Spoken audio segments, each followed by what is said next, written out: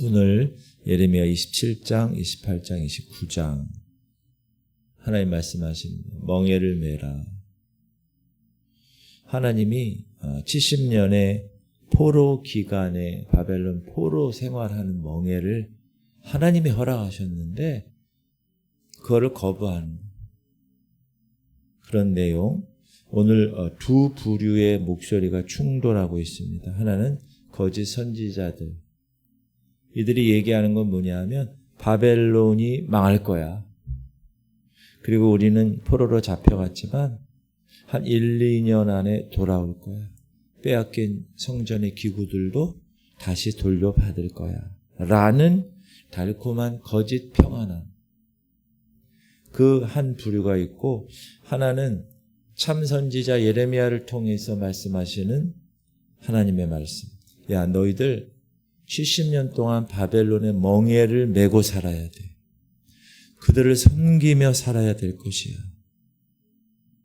그래야 70년이 차야 끝날 거야. 진실이죠. 그러나 고통스러운 진실이잖아요. 이 두 가지 부류의 목소리가 지금 충돌하고 있는. 근데 여러분, 인간의 본성은 어때요? 언제나 듣기 좋은 말만 듣고 싶어 하지. 듣기 싫어. 그러나 성도인 우리가 붙들어야 할 것은 내가 듣고 싶은 말이 아니라 하나님이 말씀하시는 진리. 오늘 본문을 통해서 특별히 이 고난의 때, 이 바벨론 포로 생활의 이 고난의 때를 살아가는 하나님의 백성들에게 요구하시는 참된 순종이 무엇인지 오늘 이 시간 한번 나누어 보고자 합니다. 27장을 보면 하나님이 이제 행동 예언을 또 하세요. 예레미야에게. 줄과 멍에를 만들어서 네 목에 걸어라. 여러분, 멍에는 뭐죠? 멍에는 짐승을, 특별히 소를, 밭을 갈 때 이렇게 흔들리지 않게 두 소가 있으면 두 소를 딱 정렬시키기 위해서, 그렇게 위해서 목에 거는 거잖아요. 얼마나 힘들겠어요? 그 통나무를 매가 되니까. 그리고 어떻게 선포하느냐? 예루살렘을 찾아오는 주변의 나라들, 에돔, 모암, 암몬, 두로, 시돈, 또 시드기야 왕. 예레미야가 그들에게 온 세계의 주권자는 하나님이야. 하나님께서 이 모든 땅을 바벨론 왕 느부갓네살에게 지금 주셨어. 그렇게 선포하세요. 4절 시작. 그들에게 명령하여 그들의 주에게 말하게 하기를, 만군의 여호와 이스라엘의 하나님께서 이와 같이 말씀하시되 너희는 너희 주에게 이같이 전하라. 참 선지자가 얘기하는, 참 선지자의 얘기는 뭐냐 하면 바벨론에게 복종해서 그 바벨론의 멍에를 너희들이 매는 그런 삶을 살아야 돼. 70년. 만약에 그렇게 살면 그 땅에서 살아남을 것이야. 그러나 그걸 거부하면, 혹은 그것에 반대하는 나라, 칼과 기근과 전염병으로 멸망할 것이야. 8절 시작. 여호와의 말씀이니라. 바벨론 왕 느부갓네살을 섬기지 아니하며 그 목으로 바벨론의 왕의 멍에를 매지 아니하는 백성과 나라는 내가 그들이 멸망하기까지 칼과 기근과 전염병으로 그 민족을 벌하리라. 이 칼과 기근과 전염병은 하나님이 사용하시는 몽둥이에요. 코로나도 마찬가지죠. 전염병이잖아요. 칼, 전쟁이죠. 기근, 지금 이 시대 우리가 식량 전쟁하고 날씨가 얼마나 더워요. 칼과 기근과 전염병. 하나님은 이렇게 역사를 주관하시는데 때로는 하나님이 택하신 백성을 다루시기 위해서 이방 왕조차도 사용하신다. 누구지요 지금? 느부갓네살, 바벨론. 그리고 70년이 차고 나면 이제 또 누구? 바벨론이 망하고 페르시아, 고레스. 지금도 하나님은 모든 세계의 주권을 붙들고 계시고 인도하시는 분이라는 사실 꼭 기억하실 수 있길 바랍니다. 그러나 하나님의 뜻은 그런데 거짓 선지자들은 아니야. 곧 돌아올 거야. 모든 성전 기구들 다 돌아올 거야. 거짓 예언을 일삼죠. 그러니까 예레미야는 계속 얘기하는 거예요. 그 거짓 예언에 속지 마라. 지금은 바벨론 왕을 섬기는 것이 하나님의 뜻이야. 이렇게 촉구하죠. 14절 시작. 그러므로 당신들은 바벨론의 왕을 섬기게 되지 아니하리라 하는 선지자의 말을 듣지 마소서. 그들은 거짓을 예언함이니이다. 이는 여호와의 말씀이니라. 내가 그들을 보내지 아니하였거늘 그들이 내 이름으로 거짓을 예언하니 내가 너희를 몰아내리니 너희와 너희에게 예언하는 선지자들이 멸망하리라. 선지자, 참 선지자와 거짓 선지자의 구별 방법은 뭐죠? 그 선지자들이 예언하는 것이 나중에 이루어지느냐 안 이루어지느냐예요. 참된 선지자라면 어떻게 하는 것이 하나님의 말씀을 가감없이 선포하고 그리고 그것을 백성들에게 순종케 하는 것. 바벨론 왕을 지금 섬기는 것이 하나님의 뜻이야. 그것이 너희들의 생명을 보존하는 것이야. 그렇게 촉구할 때 그 말씀을 듣고 순종하면 사는 거야. 그러나 내 생각엔 그게 아니야. 그러면 망하는 거야. 특별히 하나냐라는 선지자가 등장하죠. 아예 제사장들과 백성들 보는 앞에서 예레미야 선포를 정면으로 반박을 해요. 누가요? 하나냐. 2절 시작. 만군의 여호와 이스라엘의 하나님이 이같이 일러 말씀하시기를 내가 바벨론의 왕의 멍에를 꺾었느니라. 내가 바벨론의 왕 느부갓네살이 이곳에서 빼앗아 바벨론으로 옮겨간 여호와의 성전 모든 기구를 2년 안에 다시 이곳으로 되돌려 오리라. 하나님이 이렇게 얘기하셨다는 거예요. 누가 지금 대언하는 거예요? 하나냐가 장담하는 거죠. 그러면서 예레미야는 행동 예언으로 지금 뭐라고 있어요? 나무 이런 거를 여기 멍에로 메고 다니는 거예요. 지금 24시간 얼마나 힘들겠어요. 사람들이 그걸 보고 저 목사님 왜 저러지? 하나님이 지금 저 멍에를 우리에게 허락하시는구나. 그걸 눈으로 보라고. 눈에 보이진 하나님의 말씀을 안 들으니까 눈에 보이는 선지자를 통해서 행동으로 예언하게 하신다는 거죠. 그랬더니 이 하나냐가 지금 예레미야 목에 있는 나무 멍에를 딱 빼앗가지고 딱 꺾어버리고 파격적인 퍼포먼스를 하는 거 지금으로 얘기하는. 그러니까 이 하나냐의 돌발 행동 앞에서 예레미야는 깜짝 놀랐겠죠. 그러나 그는 침묵하며 my way, 자기 길을 갑니다. 그러면서 하나님의 말씀이 임하죠. 하나냐가 꺾어버린 그 나무 멍에 대신에 더 무거운 쇠 멍에를 얹으실 것이야. 13절 너는 가서 하나냐에게 말하여 이르기를 여호와의 말씀에 네가 나무 멍에들을 꺾었으나 그 대신 쇠 멍에들을 만들었느니라.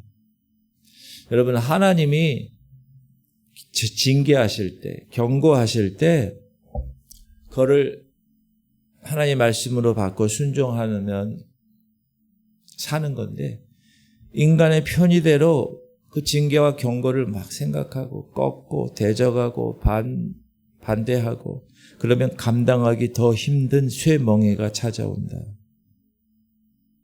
그러니까 쉽게 얘기하면 좋은 말 할 때 잘해야 된다. 그리고 나서 백성에게 거짓을 믿게 하니 이 하나냐 선지자에게 하나님 심판을 하시죠. 16절 시작. 그러므로 여호와께서 이와 같이 말씀하시되 내가 너를 지면에서 제하리니 네가 여호와께 패역한 말을 하였음이라. 네가 금년에 죽으리라 하셨느니라 하되 금년에 죽으리라. 그러니까 여러분 선지자들은 하나님 말씀만 전해요. 자기 생각에는 이러면 큰일 나는 거예요.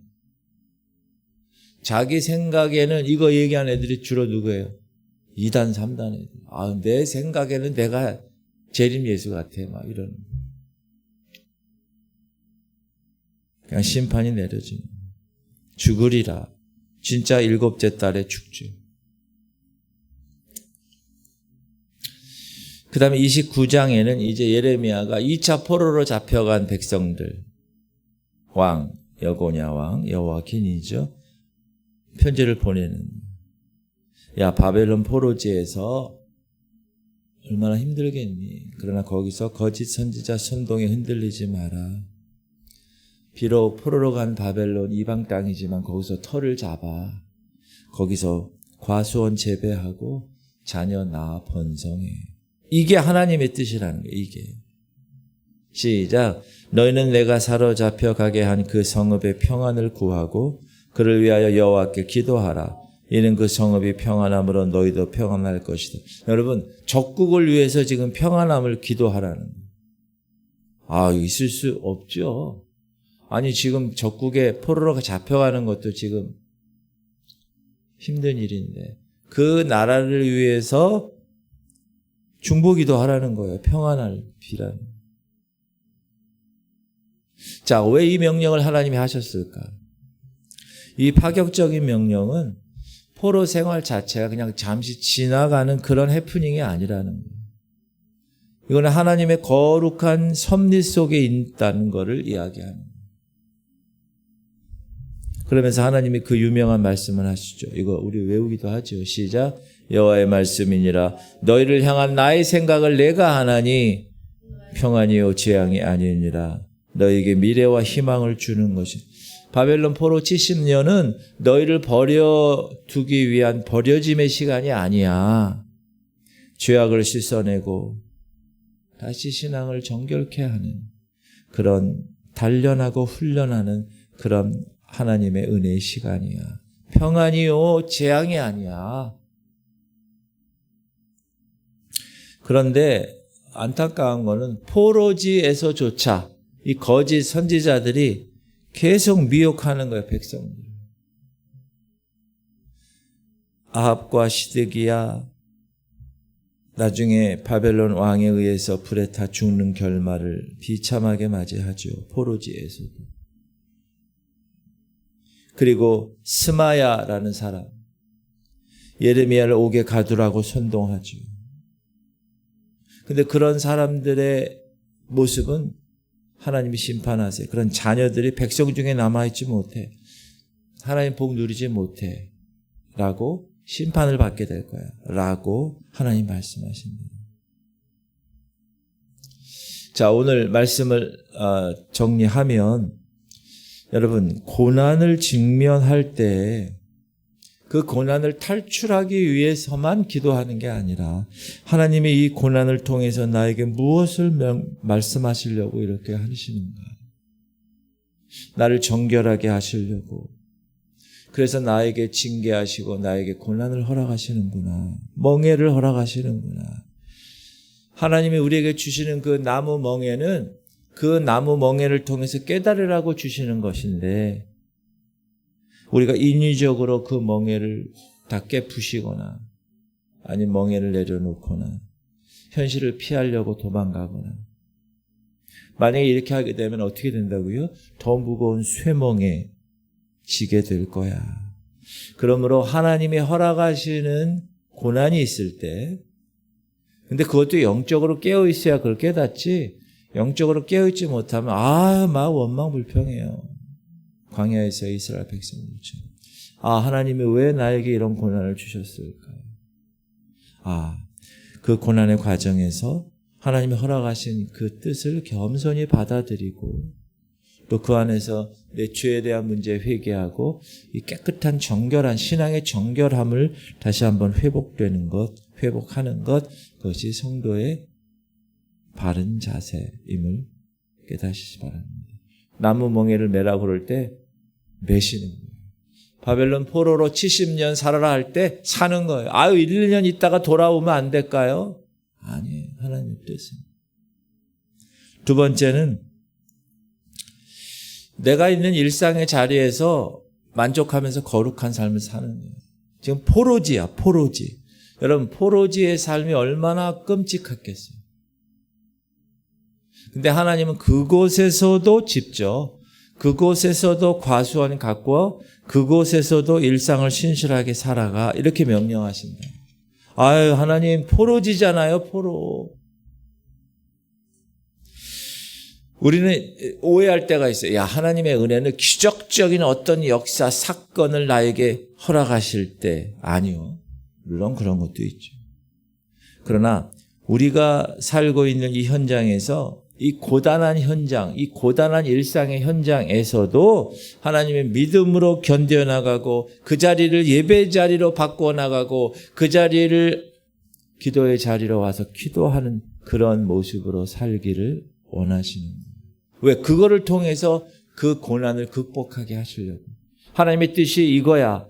네가 깨닫지 못하지. 그래서 내가 깨달으라고 칼과 기근과 전염병을 주는 거야. 이 고난과 이 어려움을 주는 거야. 이 멍해를 주는 거라고. 너 그걸 깨달아라. 그때 여러분 알겠습니다. 자기를 살펴야 돼. 세 번째는 뭐냐 하면 하나님의 본심은 우리를 계속 힘들게 하려고 하시는 거예요. 재앙이 아니라 평안이래.